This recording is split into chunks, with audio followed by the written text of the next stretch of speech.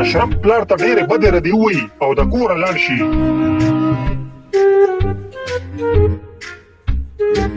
اشرف هغه سټال په یو کس باندې په کمو پیسو باندې خرڅ کړي او هغه پیسې ځان سره یوسي او ځان سره وایي اوس به په دې پیسو زه ځان له سم د سړیتوب کار شروع کړم او سم به مالداره کېږم د خیره.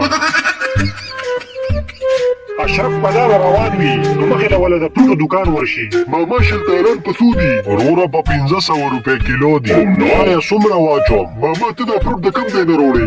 زه م خپل کلي کې دا کار شروع کوم. ښه شروع که کنه دا خو ډېره ښه خبره ده. دا پروټ زه دې خوا د منډۍ نه راوړم، ورشه تم تې واخله. ښه ټیک ده وروره، ډېره مهرباني.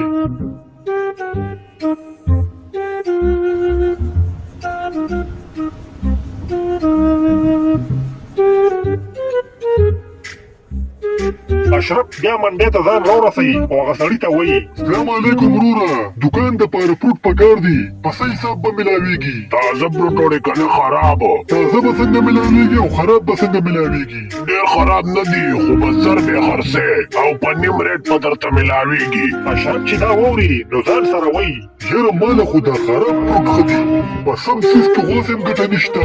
دا خراب څیز به د سم په رای خرڅوم، بیا ګوره چې څومره زر مالداره کېږم.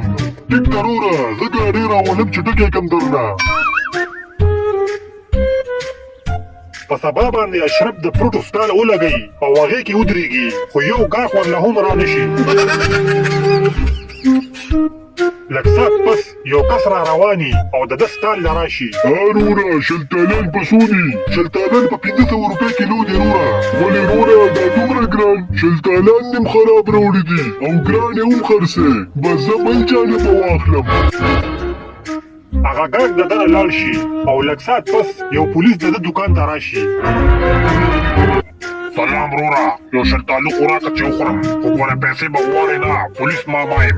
اشرف پولیس له شلتالو ورکړي خو چې هغې څنګه خولۍ ته کړي نو هغې کې څښا خوند دي.